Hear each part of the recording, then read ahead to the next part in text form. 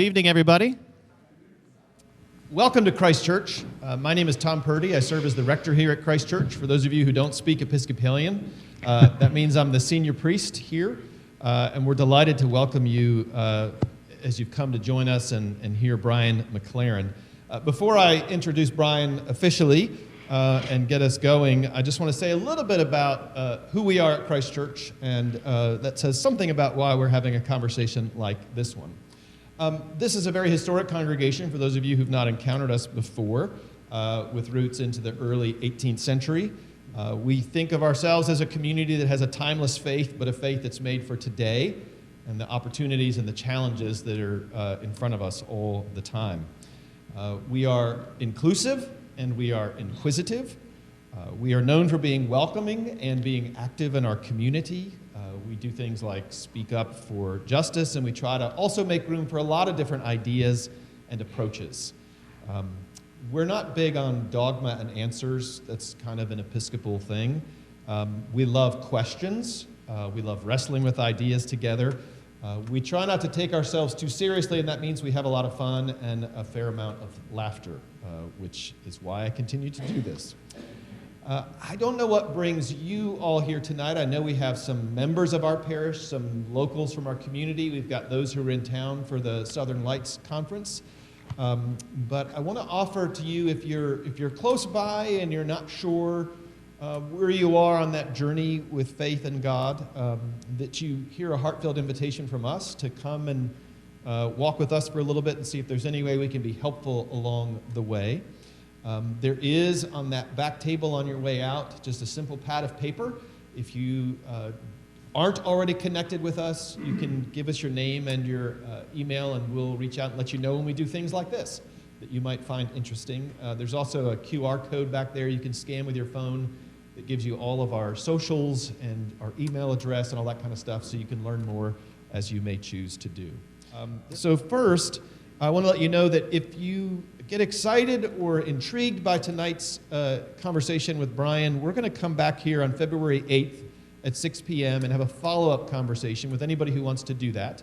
If you haven't had a chance to read the book that makes up some of what he's talking to us about tonight, Faith After Doubt, you'll have time to read that by February 8th, and then we'll come and see if we want to go a little deeper, a little further with things that have occurred to us since we were here tonight. So February 8th here at 6 p.m., we'd love to have you come back.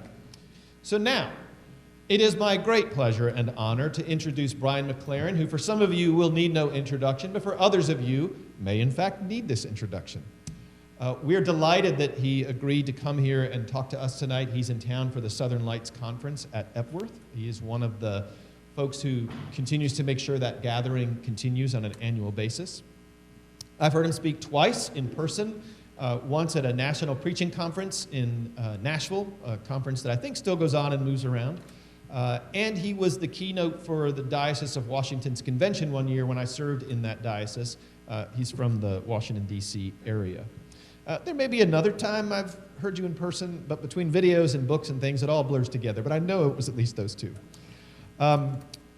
Brian has been part of a group of voices over the last couple of decades, actually, who have been asking people who want to follow Jesus or are curious about following Jesus to be very thoughtful about what that means, what it means to be a Christian, what it means for communities and churches that form around that, and to be open to folks who may not be so jazzed about the hard boundaries and the institutions that sometimes have come up in the faith circles.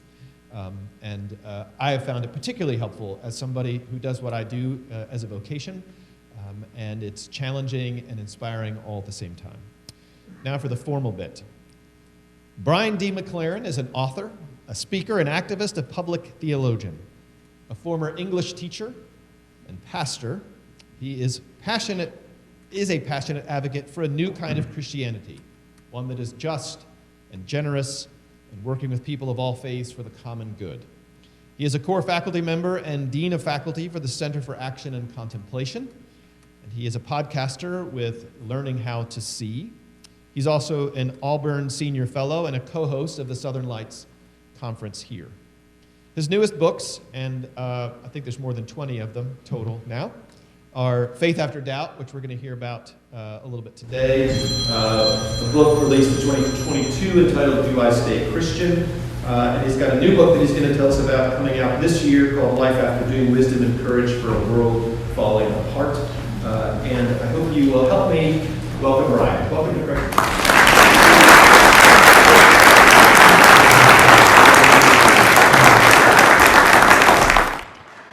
Oh, good evening, everyone. So nice of you to come out. I'm happy to be here. I would like to just say first that if you're interested, there's not enough for everyone, but I brought some little blue cards about the next book I have coming out in May that's called Life After Doom. And I know that's a very inspiring title. Just remember, the life is the first word.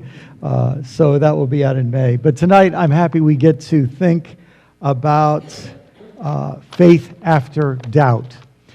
To explain this tonight, I hope no one will mind, I'm going to just sort of help me organize my thoughts by taking 4 chairs up here, and these are going to represent 4 stages of life. Let's see if I can do this without breaking the chair. There we go, I got it. I just sort of have a feeling these are Episcopal chairs.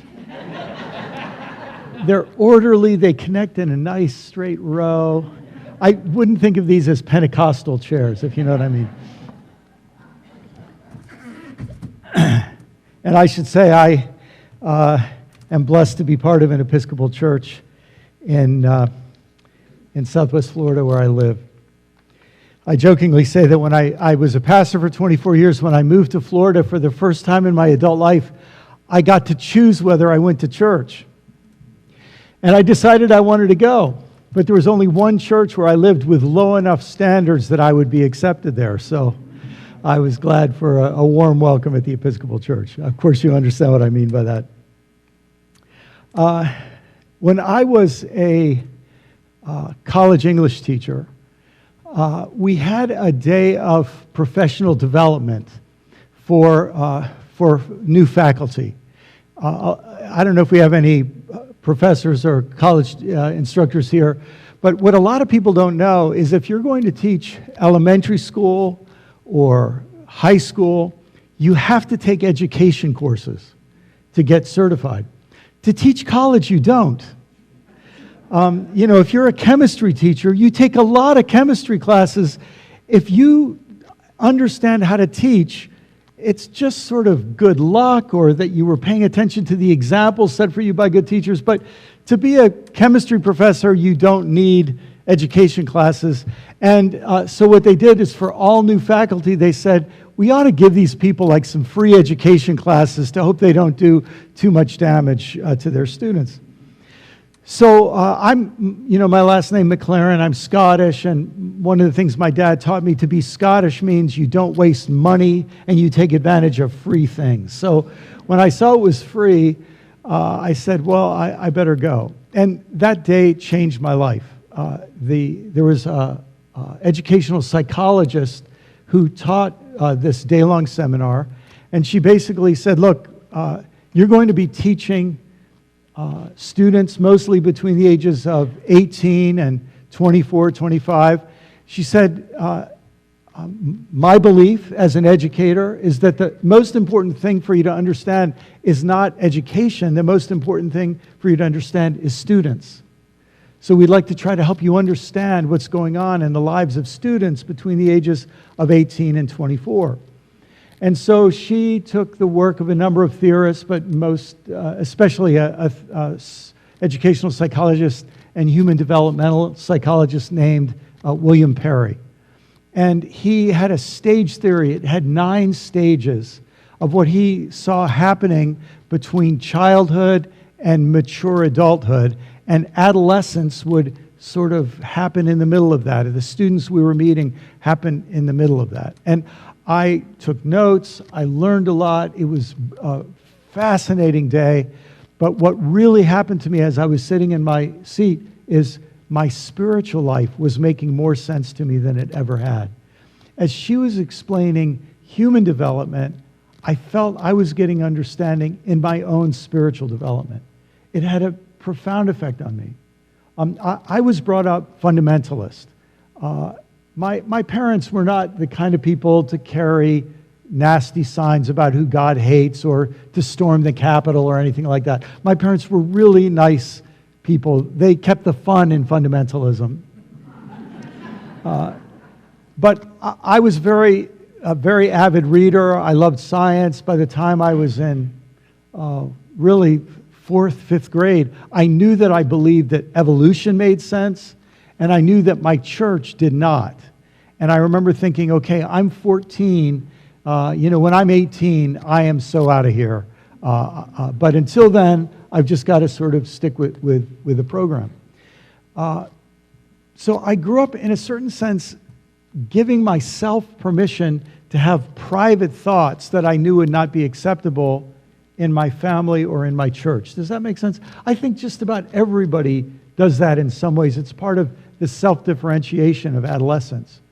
I went on, I taught for several years, and while I was teaching, became part of this little group of people that started an experimental church, and I ended up leaving teaching after some years to become the pastor of that church, and did that for 24 years.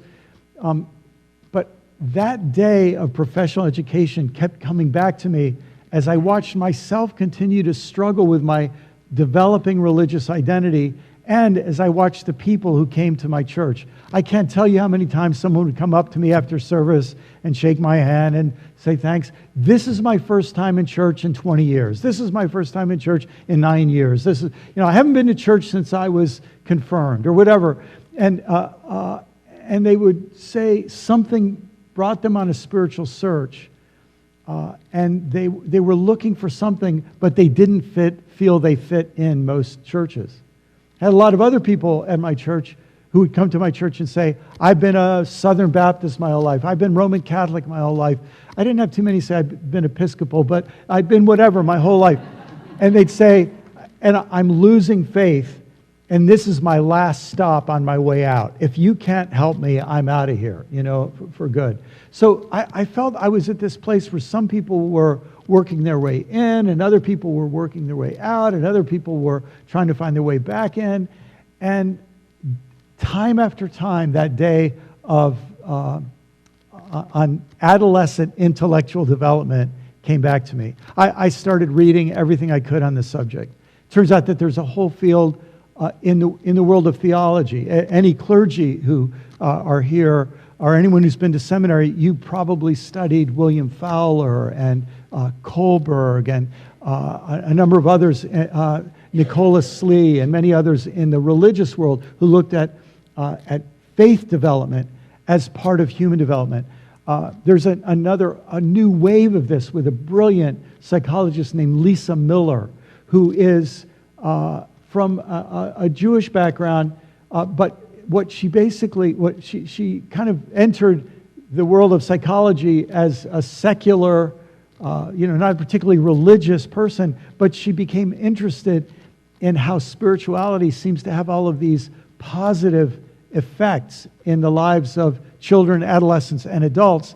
And she's kind of reopened this whole field, not of psychology versus religion, but a psychology of religion or psychology and religion being in dialogue. It's just a fascinating field. And out of that, through my years as a pastor, I kept working with what I learned that day at the university and came up with a simple schema to try to synthesize and simplify as many of the different frameworks as I could. And since then, some more have popped up, and I think it still fits pretty well with the best research that's out there, the best thinking from scholars, and my own continuing experience in my own life and with other people that I interact with. I should also say, when you start thinking about stage theories, frameworks for understanding how things develop, it's interesting, for those of you who are familiar with the mystics or the contemplatives, what my dear friend Richard Rohr calls alternative orthodoxy, this sort of minority report that has existed from the beginning in both the East and Eastern Orthodoxy, and in the West, in Roman Catholicism and in Protestantism, this sort of mystical, contemplative tradition. Of course, the Wesley brothers have a big history here on this island. And in many ways, if you want to think about the Wesleys as an attempt to bring back a kind of mysticism and experiential faith into what had become a somewhat intellectual and rigorous and non-experiential Protestantism in the few centuries after Luther and Calvin. But the mystics, if you study the mystics, you find one after the other, they have stage theories of human development. Teresa has this structure called the interior castle, where you go from room to room to room to get to the deepest depths of the castle. She calls it mansion to mansion to mansion. But these really represent stages of the spiritual life. If you're familiar with the cloud of unknowing, it presents a four-stage schema. So this idea of looking at stages of faith pops up again and again and again in Christian history across different denominations, because what people start realizing is that one of the downsides of becoming an organized religion is you only have two categories: outsiders and insiders. And what happens is when a person becomes an insider, they think, I'm an insider. I've got it made. There's nowhere left to go. I have arrived. And when that happens, when people feel I have arrived, and even worse, when they feel I've arrived and all those people out there haven't, one of two things happens. The people on the inside feel smug and complacent, and the church becomes a bit of a country club for the enlightened or the superior. Or they become, instead of smug and complacent, they become supremacist and elitist, and they think, I will go help all of those other people rise to my level. And there becomes this sort of looking down at other people, how to bring them up to my level. Now, the same can happen when you think of stage theory. It depends on how you describe the stage theory. So what I'd like to do is in about 10 or 15 minutes, I'd like to give you a simple overview of this. And let's see, for you all, I'm going to go left to right. And we're going to start with simplicity. Now, the four stages, I'll tell you the names I have for them. The number 4 is not magic. It's, you could take an early and late part of 4 stages, and now you've got 8 stages. You could take early, late part, and then put a transitional stage. Now you got 12. Like you can do anything you want. The number isn't magic. But the 4 that I'm going to talk about are simplicity, easy to remember. Simplicity, complexity, perplexity, and harmony. Very simple. I bet you couldn't forget that if you tried. Well, maybe if you tried, but simplicity, I think, is where we all start. And this is what I understood that day in my human development class for faculty. When you think about the work of parents with small children, their parents basically are trying to raise their children so they won't do permanent bodily harm to their siblings. And so that they will get to know and be able to function well with their fellow students. And so someday they might even be offered a job and hold it long enough to be self-supporting, right? So parents have this job to raise their children, and what I'm going to say is to raise their children to stage 1, which is simplicity. And the primary work of simplicity is that a child knows the rules and generally follows them. If you wanted to use the developmental term for this, we could call it the stage of dualism, where you divide the world into twos: right, wrong, us, them, in, out, safe, dangerous, poison, nourishing, right? You realize a child needs this kind of simple binary categories to stay alive. Don't run out in the street. That's dangerous. Don't go off with that person. He's a stranger. That kind of don't believe them. They're, the other political party. Of course, race fits into this. This is what really stage one can foster many wonderful things. It can foster racism too, or ethno-nationalism, or various kinds of supremacy, whether Christian supremacy or Islamic supremacy or whatever. In this stage, dualism is the goal. And the goal is to help people. You might say there's a stage 0, we could call it narcissism, where all you care about is yourself. I want what I want when I want it. And when you tell a person, no, there's right and wrong. No, that's stealing and it's illegal, right? You start to teach children that basic dualism. It's a big deal. And that is stage 1. In stage 1, a child learns to orient himself or herself around authority figures, the good authority figures. And they assimilate the idea that there are bad authority figures out there, and they're the enemy. And those of us who follow the good authority figures, we're good people. Those who follow the bad authority figures, they're bad people. We could say that in this stage, the authority figures I'm looking for are powerful and benevolent. If they're benevolent and not powerful, they don't attract us. You notice a lot of children, they love Superman and super characters, people with special powers. We're attracted to power because when you're a child, you know there's a lot you don't know, and there's a lot you can't do and you're not allowed to do. And to have a person who can give you permission, who has the power to give you permission, enormously important for a child. And you can understand for a child or young adult in stage 1, what would God look like? You would look for a God who is benevolent and powerful, who has a clear set of rules of right and wrong. It would be nice if this supreme being could forgive you when you do wrong, because you often do. And in some ways, a big version of the best of mom and dad would be a great thing for God when you're in this stage. Does that make sense? So much more we could say about stage 1. But let me say that I think in recent history, religion has specialized in stage 1. Because every generation, all children need to be brought to stage 1. Now, I want you to go back 300-400 years, when the average life expectancy was half of what it is now. The average girl might have her first child at 14 or 15.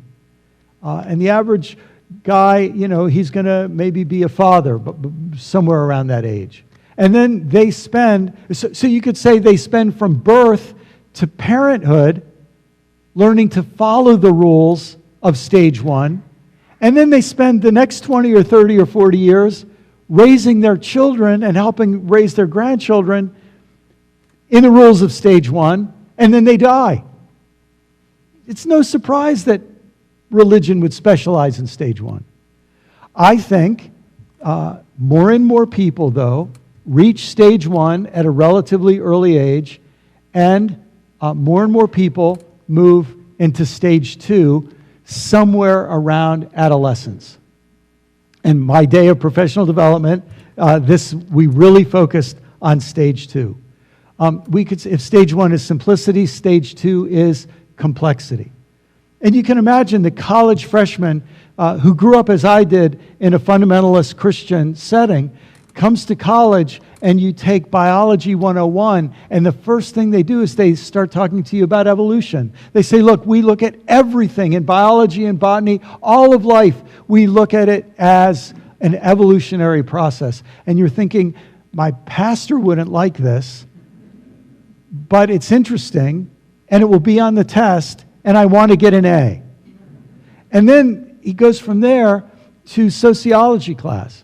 And the sociology professor says, in sociology, we look at a number of primary theoretical frameworks. We look at one framework called Marxism that understands everything in terms of struggle between social classes, between the rich, the middle class, the poor. And we're going to study human societies. That's one of the frameworks. And you think, that's different than biology class. They never talked about social class there. I don't know how that fits in with, evolutionary theory. I have no idea how it fits in with Adam and Eve and all the stuff I learned in church. It's going to be on the test. I want to get an A. I better take notes. Go to economics class, another whole rubric. You go to astronomy class, and you can understand a freshman by the end of his or her second week of college has said the world is way more complex than my parents or priest or whatever told me. I got a lot to learn. And so now that you could say if stage 1 is dualism, stage 2, complexity, is pragmatism. It's a complicated world out there. A lot of people see things differently. If I want to get an A, I got to learn how to play by the rules of all these different groups. There's a lot of games going on, and I've got to learn the rules to all of them. Now, in some ways, you haven't thrown out stage 1. So what happens is you think, who are the big figures in economics who I have to know, and which one do I think is right? And who are the big figures in whatever fields you're studying? You're looking for authority figures who have the answers, and you want to be right in all of these different categories. But life is more complicated now, and you got to get along, and you got to figure it out. I remember experiencing this when I was in college. For about a year, a little less than a year, I dated this wonderful Jewish woman who was just one of the sweetest human beings I ever met. And she was so kind. She invited me to many of the high holy days, services and meals with her family. And here I am, a fundamentalist Christian kid. And of course, her parents were a little worried about me. But when I would go into her home, I thought, these people are pious and devout and loving, committed. And I'd go to her services with her. I think, these people are sincere and deep. And man, they got a different set of rules than we have. But I have to negotiate it. Pragmatism, stage 2. The kind of leaders we look for are coaches who want to help us succeed. They don't just want to tell us how to do what's right or wrong. They want to tell us how to think, teach us how to think for ourselves, how to figure out how to do it for ourselves. It's a different kind of leader we look for. And what does God look like in stage 2? Well, this might help if you think of it in these terms. I think in the lifetime of many of us in this room, we've seen the rise of something called a megachurch. And megachurches are distinguished not only because of their size, but because of their preaching style. And there's something funny about megachurches. A lot of times because they're new construction, when they're built, they look a lot like a Home Depot. And what is a Home Depot? It's a do-it-yourself store. And there's a certain sense that when you show up, if you ever watch Joel Osteen on television, here's what he's going to say. He's going to say that God wants you to be successful. I can't do the accent, but God wants you to be successful. And if you want to be successful, you need to show up 10 minutes earlier than everybody else. And you need to stay 10 minutes later than everybody else. And you need to work 10% harder than everybody else. And if you put that little bit of edge in there, and you put your heart into it, and I'll quote a few Bible verses that talk about that sort of thing, then you're going to be a success. And you know what? I don't think he's right about everything, but he's right about a lot of those things. That's going to work and having a good attitude. It's a good thing, you know? And you know what? To tell somebody that God cares about how you perform at work, these folks hardly ever say that. They're just worried about whether you're going to heaven or hell or not, or whether you belong to the Orthodox, true, right church or not. They don't even think about work. They're just thinking about hell, or about who you and how often and where you have sex and that sort of thing. So it's a very different set of questions here in stage 2. And I think more and more people, well, first, let me say it again. Some people stay in stage 1 their whole lives. More and more people, I think, at some point in life, move into stage 2. Some people move into stage 2 in every area of their life except religion. In religion, on Sunday, they always go back here. I have a friend who is a pastor. Years ago, he called me. I said, how are you doing? His name was Roger. How are you doing, Roger? I just had the worst. We talked on a Monday. We were both pastors. Yesterday was one of the worst days in my life. I said, what's so terrible about it? He said, well, at my church, we preach through the lectionary. For those of you who aren't familiar with it, lectionary is you have certain assigned Bible texts that you read each week. And most preachers preach out of the gospel text for that week.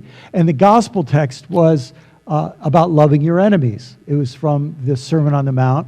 And he said, I preached a sermon from the Sermon on the Mount on loving your enemies. And my board asked to meet with me afterwards. They were very upset with me. It was right in the middle of the Iraq War. And he says, one of the members of my board sat there with his arms crossed and said, I don't appreciate you having a sermon like that when our nation is at war.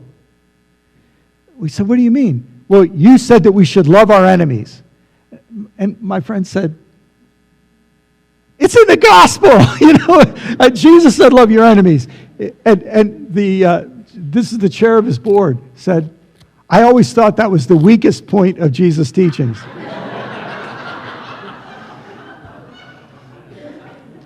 So my friend Roger says, I think I'm going to be looking for a new job.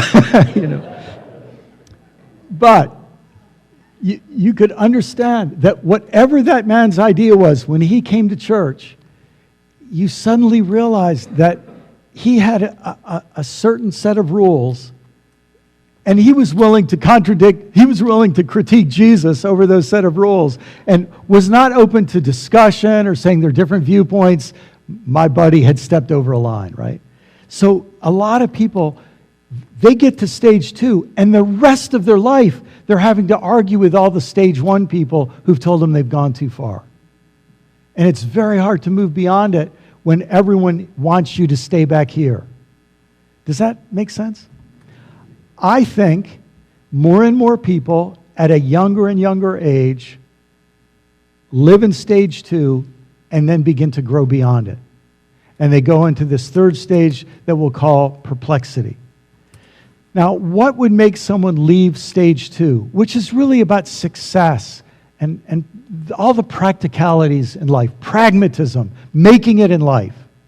I don't mean this. I'm going to say this in an almost derisive way. I should first say, many of the happiest years of my life were spent in stage 2. Stage 2 is my favorite stage. Like, I would have been very happy if life just stayed there. I didn't leave stage 2 willingly. But in the religious world, stage 2 works like this. How can I be an even greater and more happy success with God's help? And do you understand? That's very fulfilling. But if it's all about me and my success, and how can God help me be happy and successful, things happen in life where you follow all the stage 2 rules you're given and all the stage 1 rules you're given, and you excel, and your life falls apart. Things didn't go the way you planned. And my friend Richard Rohr often says, it's 2 things take us out of this stage 2. Great love and great suffering. And when great love and great suffering come together, even more powerfully are we driven out of stage 2 to say, all of that stuff the stage 1 and stage 2 people taught me does not deal with this war, does not deal with this cancer diagnosis in my child, does not deal with the pain of this divorce, does not deal with the fact that that priest molested me or my child, does not deal, and you say, it just doesn't deal with reality. And people they often don't leave stage 2 because they want to. They leave stage 2 because they have to. They feel like refugees. They feel like exiles. And very often, the people in their families in stage 1 and stage 2, when they leave, their relationships are never the same. This book, Faith After Doubt, I don't know if we have any Latter-day Saints here tonight, but it's one of my books that really has become very popular in the Mormon community. And shortly after the book came out, I received a phone call, and someone said, look, I have a group of 125 or something more young Mormons who are reading your book together online, and we wondered if you could come and answer questions about the book.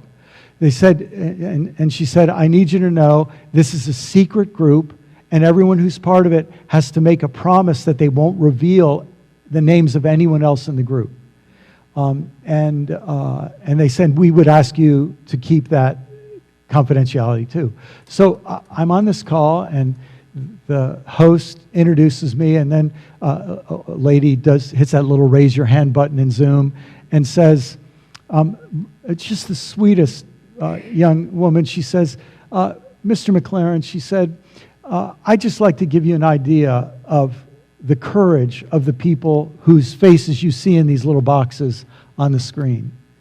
She said, if the leader of my congregation, I think it's called stake president, but the leader of my congregation knew I was here tonight, tomorrow I would be called in for a meeting, and I would be asked to renounce being in this group.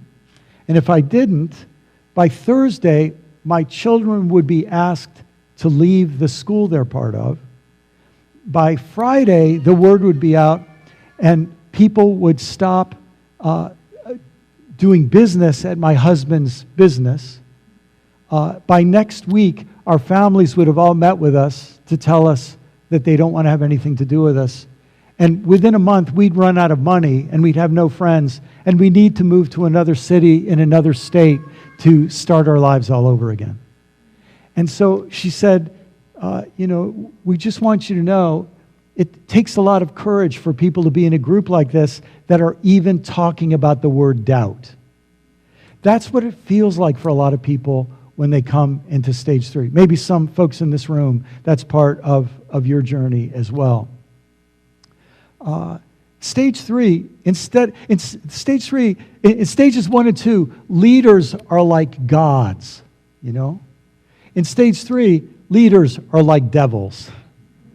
They're those people who manipulate naive people and exploit them and harm them and lie to them and take advantage of them. There's this reversal in the way you feel about leaders. In stages 1 and 2, your identity is about belonging to the right group, belonging to the successful and happy group. Stage 3, if you find any consolation at all, it's finding a group of other alienated people like yourself who feel like outcasts from the other groups. At least we have each other, and at least around here we can be honest. We might not agree on everything. We might not agree on anything, except that we all know what has hurt us, what has disappointed us, what we've been kicked out of, and we have to talk about it. We have to have some place where we can be validated for our honesty. And more people, I think at a younger and younger age, find themselves in this seat of perplexity. And what has tended to happen in a lot of our churches, again, many of them only specialize in stage 1. A few, more and more, specialize in stage 2. And really, it's only been in the last couple of decades that more and more churches were honest about saying, you know what, we're a good place for people in stage 3, and you're welcome here. Just the way the rector introduced this congregation, we love questions, we welcome diversity. There are more and more places that are becoming welcoming for people in stage 3. What tends to happen to people in stage 3 is they become cynical about so much that they can see through because they're concerned about power, issues of power and injustice. And when you are looking for abuses of power, they're very easy to find. In fact, if you're in stage 3 and you heard me talk about 4 stages, your first thought was, he's going to put himself in stage 4 so he can look down on everybody else and be superior to them and manipulate them and condemn them, right? And that's exactly the work of stage 3. If you're in stage 3, that's the thought you should have because you're learning how to see a part of the world that is even more complex than complexity was willing to admit. And for a lot of people, this is where they lose their faith. They say, this doesn't make sense to me anymore. Interestingly, though, there are a lot of people, this is the stage where faith suddenly becomes their own because they're allowed to ask their own questions, and they're allowed to look for answers outside of the territory where these people told them they could. Does that make sense? And what tends to happen in stage 3, if you stay there long enough and you don't give up, you reach an interesting point where you become cynical of your own cynicism and suspicious of your own suspicion and doubtful about your own doubts. Do you see what I'm saying? I remember feeling this. I was in graduate school in a literary criticism class, and we were reading a brilliant literary critic and just one of the greatest intellectuals of the late 20th century, Stanley Fish. He wrote this monumental book called Self-Consuming Artifacts. And as I sat in a graduate class and we were reading and discussing his book, I realized that what I had been taught to do in stage 2 is get an ideology and use that ideology to attack everyone else, to show the superiority of my position or my group. And what I realized when I was in that graduate class, it's as if what happens in stage 3 is you stand up and you say, or you realize the Marxist stands up and says, I can explain all of your behavior. You're all just acting out of class consciousness, and you're in a battle to overthrow the proletariat or to hold on to your power as part of the bourgeois, and I understand everything you're doing. And then someone raises their hand. Does this apply to everybody? Yes, it applies to everybody. How does it apply to you right now, standing up there telling us what you're telling us? And at the moment, the person who's critiquing everyone else turns the critique on himself. That's when stage 3 becomes unstable. Try this. A Freudian stands up and says, all human behavior can be explained based on psychosexual aggression and Oedipal and Electra complexes. Everything's about psychosexual energy.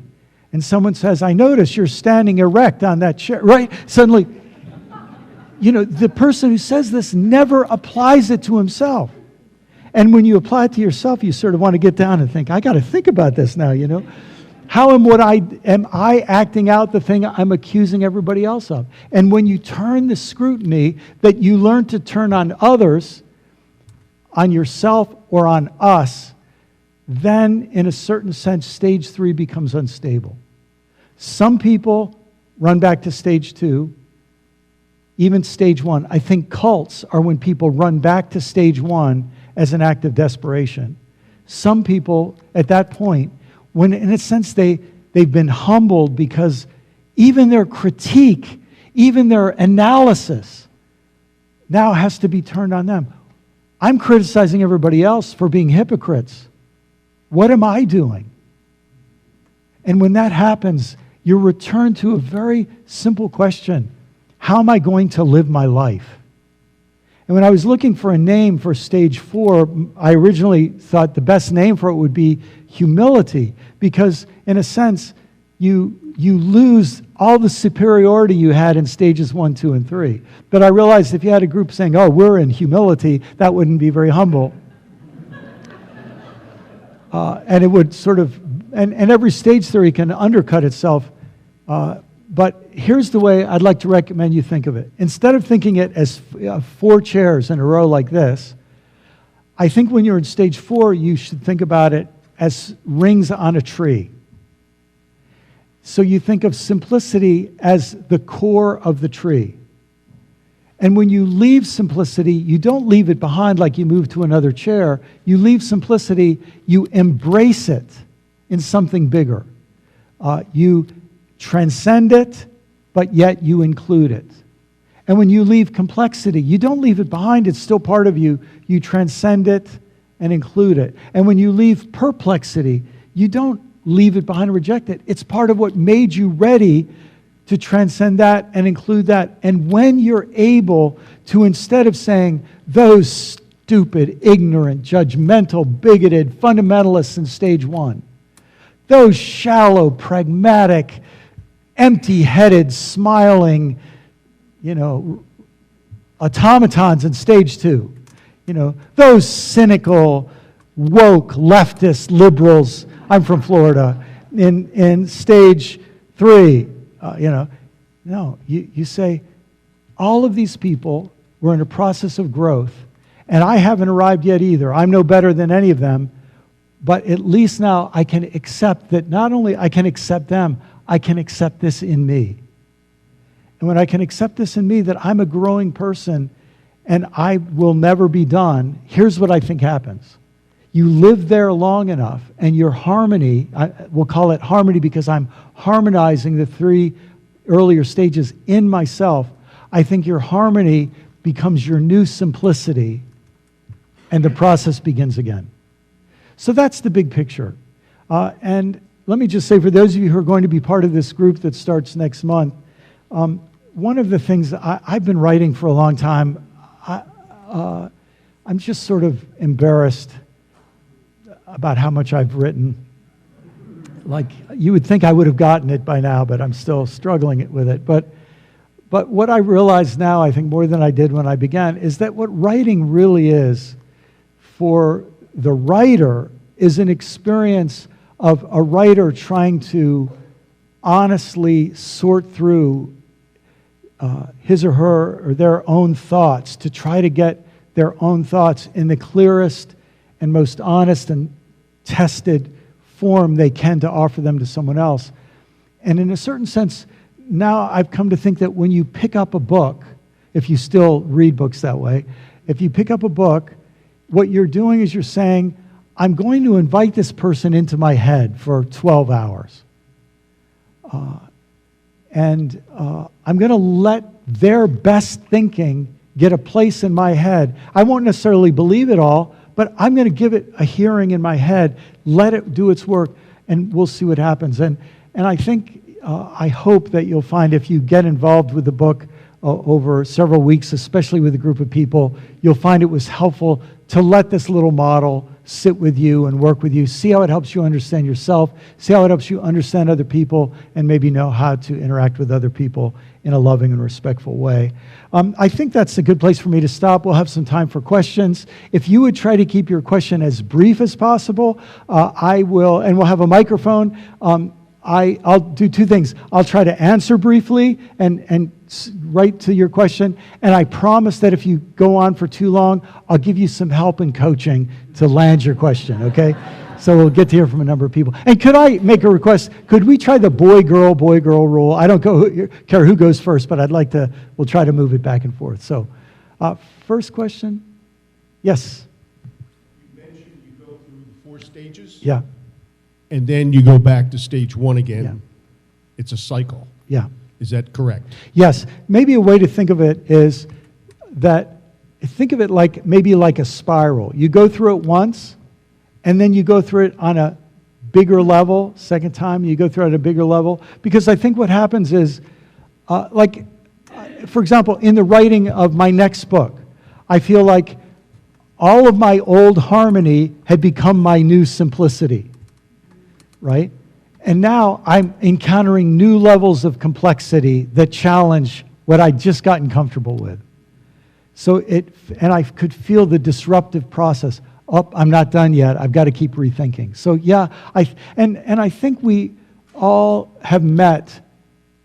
I don't mean this in a condemnatory way. I think we've all met. Let me say this as an old man, right? We've all met old people who haven't had a new thought in 30 years.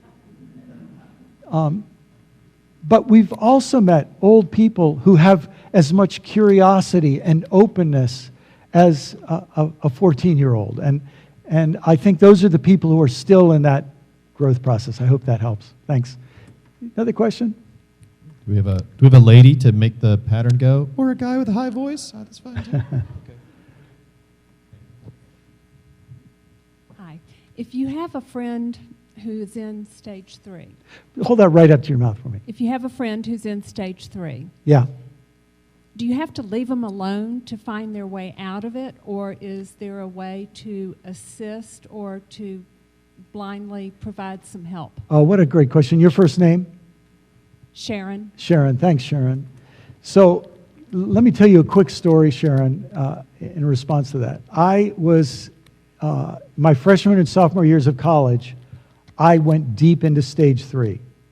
I don't think I finished stage 3. I went in deep, and then I went back to stage 2, which worked well because I became a pastor, and a lot of my people were in stage 1 and stage 2. I almost related to them better. Then as a pastor, I went back into stage 3 again. That was interesting. But I was with a mentor, a fellow Christian. He was 7 or 8 years older than me, and we used to get together from time to time. If you've ever heard the term spiritual direction, it was like spiritual direction. I would just kind of pour out my heart to him, and he would listen and maybe give me something to read or something like that. So I'd been in this pattern with him once a month or so, and I remember exactly where I was sitting on a couch in this room, and he was sitting in a chair across, and I said, Tom, I think I'm an atheist. I think I've lost faith.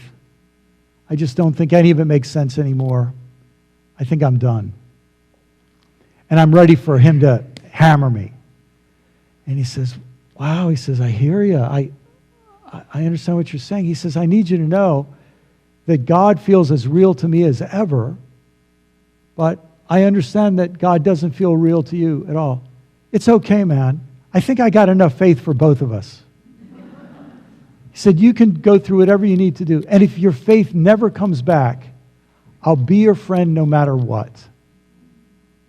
Nothing between us changes. Now, here's something interesting. At that moment, I felt God was real. Not for very long, but at that moment. But it makes sense. If one of the elements, when we say the word God, if one of the things we're talking about is non-discriminatory, unconditional, universal love, in that moment, he manifested unconditional love for me. His words were, we're friends no matter what. For many years, we had this little code. He would sign his letters to me, FNMW, friends no matter what. And he was, in a sense, manifesting God to me. But what he did is he gave me permission to be where I was. And he asked me questions. He was curious. He let me be where I was. I think that's one of the best things. I think it's one of the best things we do for people. Now, if we have never had the questions that person has had, there's probably not a lot we can do to help them except to be with them and take their questions seriously. Sometimes we might be able to do a little research on our own and bring something to the table for them. But very often what we can do is point them to some other people who might be able to help them along. And I shouldn't say it's just questions. Sometimes it's longings that can't even be put into a simple question. There's something more I'm looking for. There's a bigger frame I'm looking for. And yeah, I hope that helps. Thanks for that. Good question. We'll bring a mic to you. Who has a question? It's the guy's turn if there's a guy. Great. Okay. Right over here.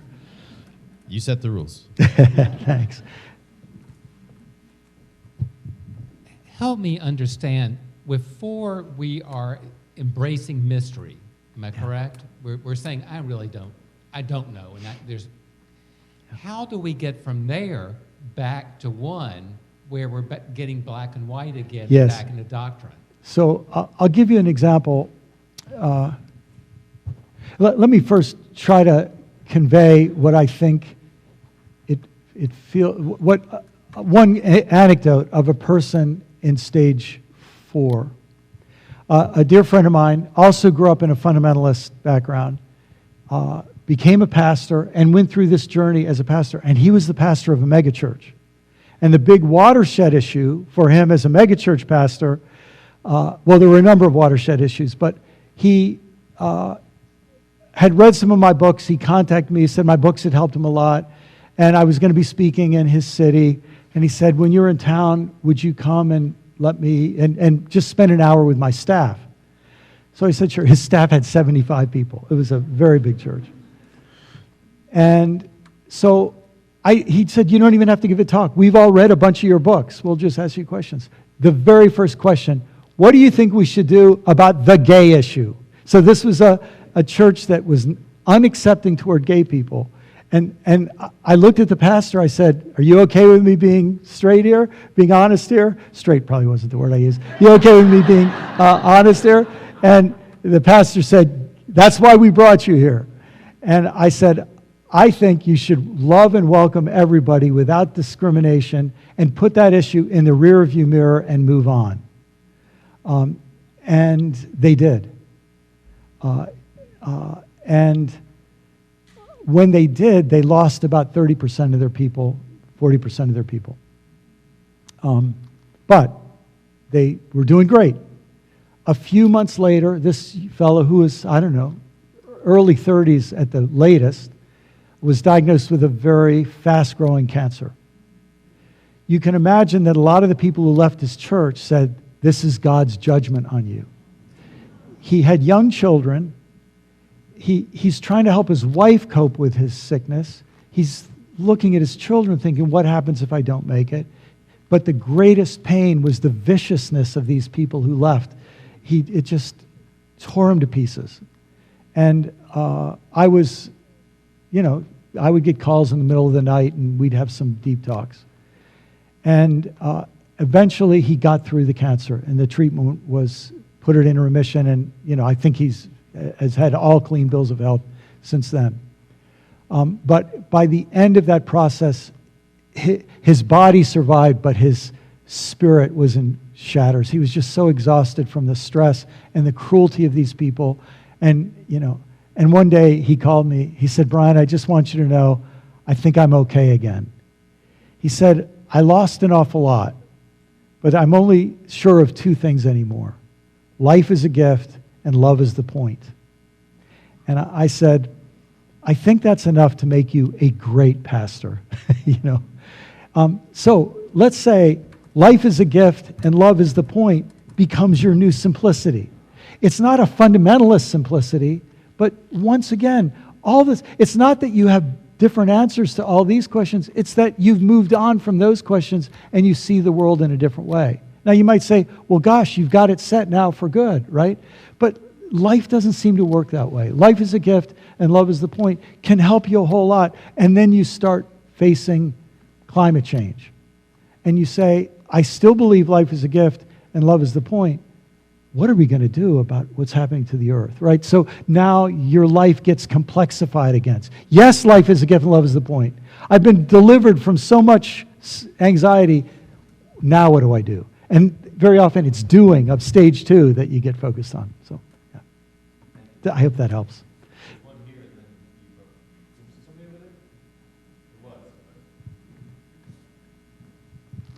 That might be part of the answer I'm looking for. I'm lost. We started with Conversation with God years ago in a book club, and then we went to Richard Rohr, and we heard him here, and we read all his books.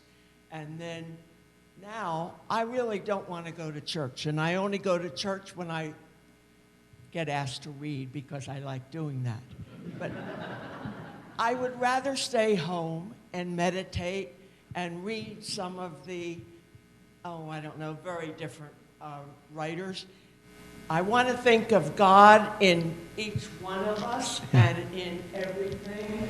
And all it really is love. And you don't have to think about sin and being judged and LGBTQs and being against things. And so I don't know where to go. And as I look forward, I don't know how you do it in Christ Church because I know so many people are really back in one.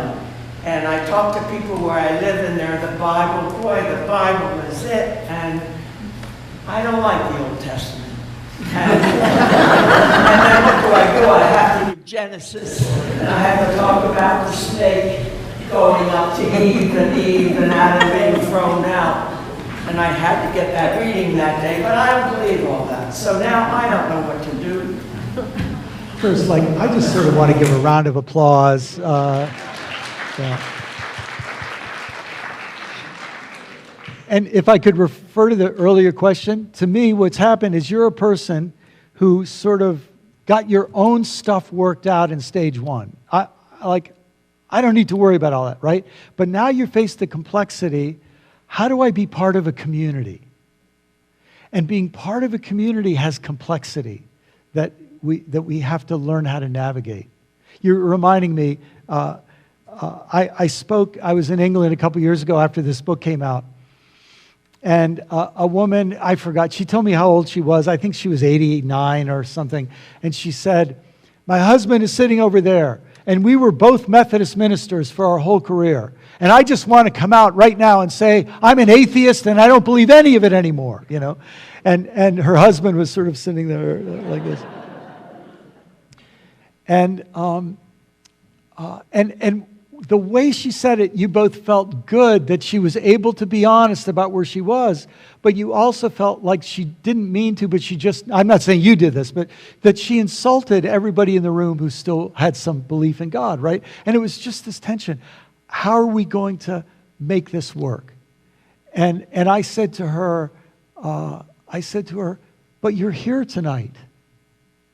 She said, yeah. I said, you're with other people who don't think exactly the same way as you do. She said, yeah. And you're not forcing them to agree with you, or you're going to tell them that something terrible happened to them. She said, yeah. I said, so, and she was sort of saying, I'm a terrible Christian now. I said, you're not such a bad Christian after all, you know? And I think but I think part of what you're addressing is I don't think our church structures have caught up to how to work with people in stages 3 and 4.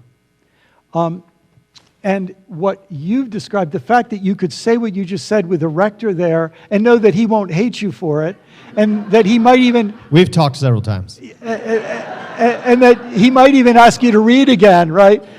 Says that socially this congregation has worked this out in a really beautiful way, but our structures haven't caught up with it yet. Like, let's imagine this. You know how when you go to some movies, they say they play the previews, coming attractions, and then they always give you a warning. You know, this is rated. You know, something well, it's a little too late to leave at that point. You know, but they sort of give you a warning. What would happen if we realized going forward it's going to be necessary to give a warning before the scripture readings? And I actually mean this with all seriousness.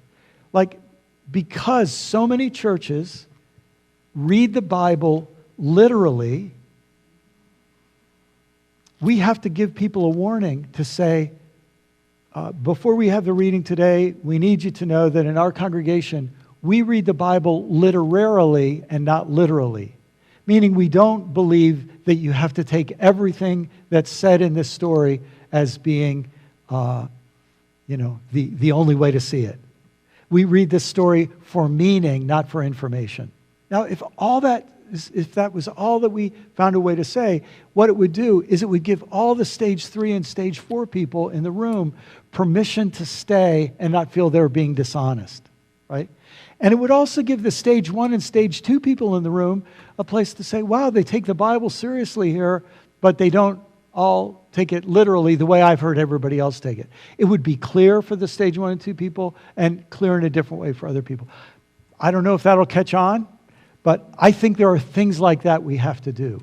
Another quick example of this, and I know we maybe have time for one more question after this, but I'll tell you a quick story. There's a wonderful theologian named Tom Boomershine. So I don't know if any of you have heard of him. He started something called the Network of Biblical Storytellers. Has anybody ever been part of that? Wonderful, wonderful group. And when I was grappling with these issues, I really first dealt with this really in some of my very early books, like in the year 2001. I came back to it in 2010. I wanted to deal with the issue of violence in the Bible. And I was with Tom, and I said to him, Tom, you teach people how to read the Bible as performance art, which is, I think, what it is. Remember, most people through history never read the Bible because they didn't read. The Bible was read to them as part of a ritual performance, and so it was a different setting than we tend to understand today. I said, but Tom, what do you do with all those violent Bible passages? If you do a better job of dramatizing those Bible passages with all their violence, you hit people in the face even more with the violence of those passages.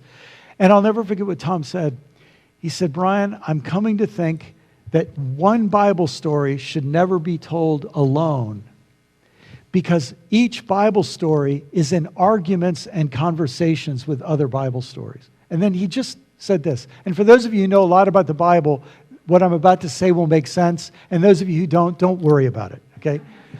He said, maybe we should never tell the story of David killing Goliath without telling the story of David not being able to build the temple because he was a man of bloodshed. Do you feel it? Maybe we should never tell the story of the 10 plagues visited on Egypt in the time of Moses without telling the story of Jesus feeding the 5,000 in Matthew 15, when it's very clear he's feeding 5,000 Canaanite, the descendants of the Canaanite, non-Jews. He's feeding them and healing them rather than killing them. Or maybe we should never tell the story of Elijah killing the prophets of Baal without also telling the story of the disciples coming to Jesus and saying, should we call down fire from heaven on those guys? And Jesus saying, you guys have an evil spirit. You know, Jesus is his way of saying, you have no idea how dangerous and wrong you are right now. So he was saying to us that the problem isn't necessarily the Bible. It's that we tell one story from the Bible and then we say the word of the Lord, when it's not really the word of the Lord until you hear that story in argument with this story. So much more you could say about that, but that's work that has to be done. And so I hope that helps. And can I say, I think that work will happen in congregations like this one, where people are given permission to experiment. I'm not 100% sure of this, but I'm pretty sure that in the Episcopal Church, you have to have one main service that goes by the traditional prayer book. But you're not prohibited from having other services that do experimentation. To me, that's a zone of the Episcopal Church where amazing experimentation could be done. And in the Anglican Communion, you've got the New Zealand prayer book that's exploring in one way, and all kinds of creative projects being done. So I think maybe, it looks like we have 2 more. Is that okay? And we can drop the boy-girl rule for our last couple years. I think right here? Yeah. So we'll call it a night with these last 2. Okay, I'll try to be brief. I've noticed I'm a pastor, and I've noticed in the churches I'm serving right now, there are people that seem to be just fine where they are. Yeah. And I want to say, Jesus has enough faith for any stage we're in to make up for what we don't have. And I preach that every once in a while, but I wonder how you feel about, or what your thoughts are on, do we want to encourage them to go through all of these stages, or do we just want to welcome people no matter what stage they're in? What would you say about that? That's a really good question. And I think different people will make different decisions about that. So I think some people will just be so very patient with these stage 1 people, and they'll love them so much, and over a period of 20 years, they might get them to stage 2. And other people, they'll be really patient. I'll be honest, I'm not that patient. And so there are certain churches where I would get fired from very fast, or that I just wouldn't want to work there because I would feel, and I'm not, the people who do that patient work, I say God bless them, they're really good people. And I don't think I'm a bad person for having different attitude. Let me give you an analogy that I think, whoops, there we go. Something happened there. Let me give you an analogy that I think I think something fell over back there. That was powerful right there. That's right.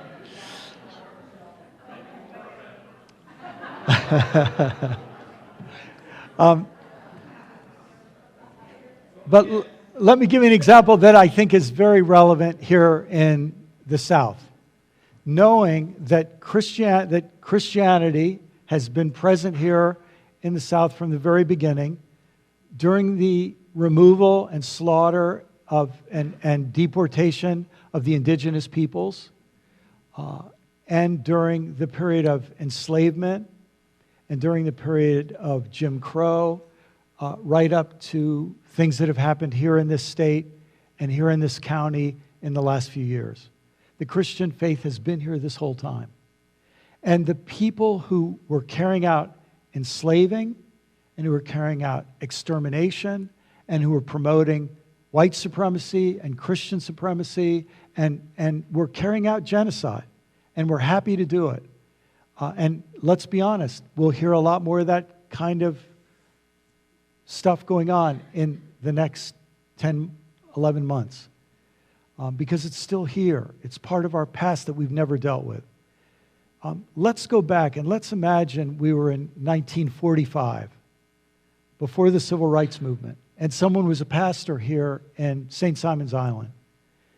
And they were in a predominantly white church, and they wanted to tell the truth about racism as a sin, and tell the truth about our past in this country.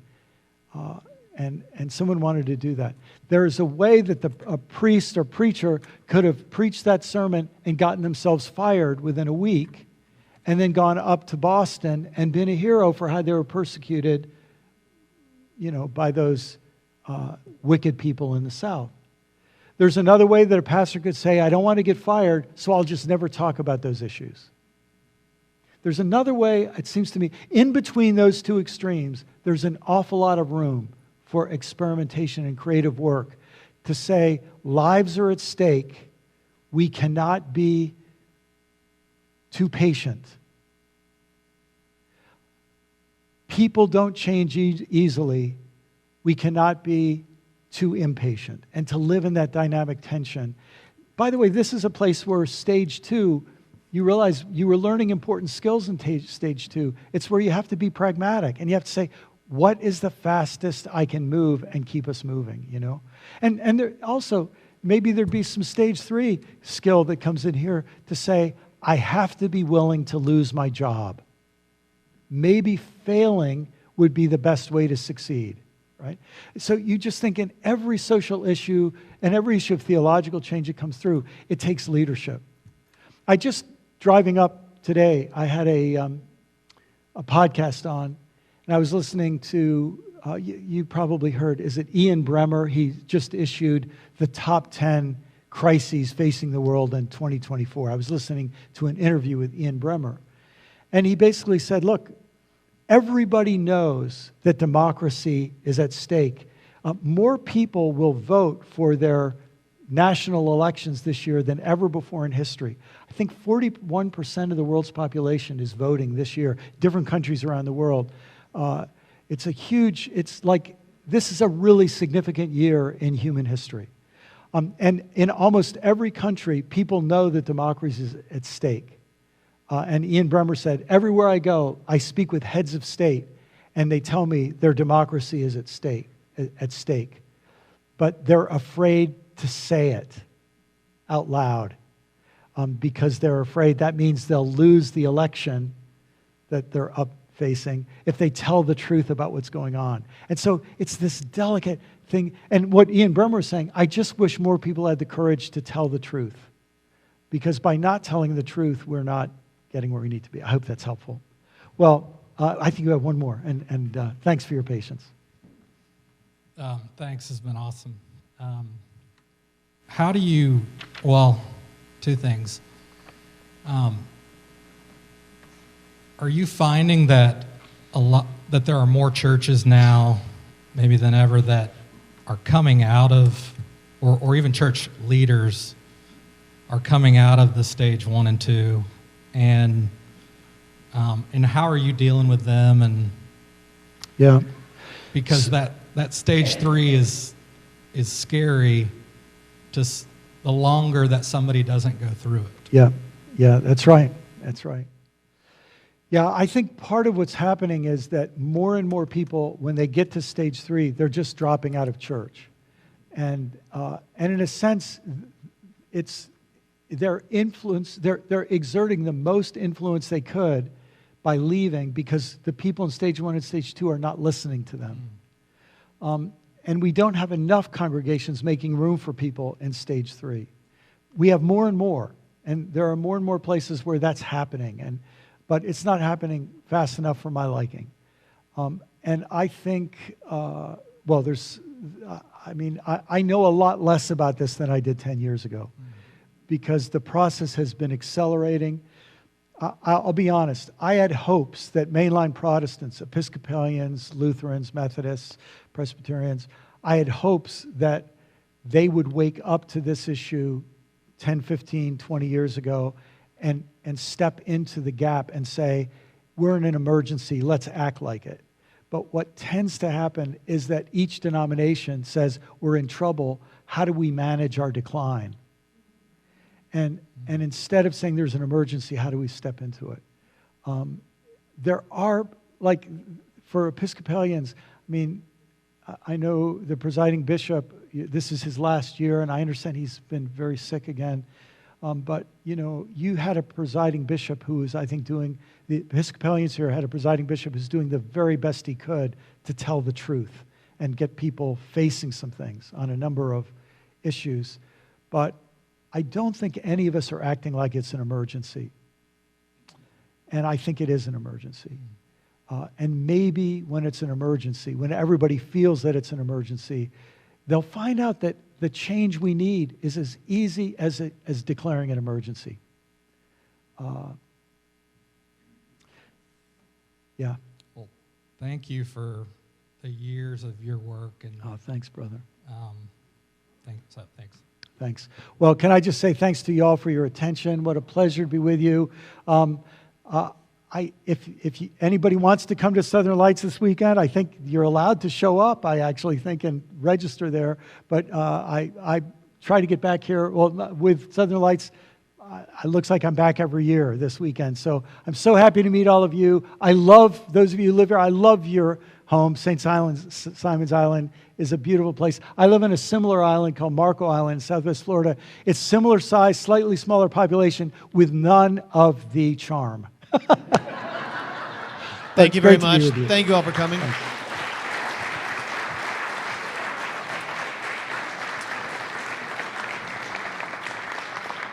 Please be safe, whatever your evening holds. Remember, February 8th, we're back here. For anybody who wants to talk, you can get the book and you can read the book and we'll talk about it. Barbara, you have to come.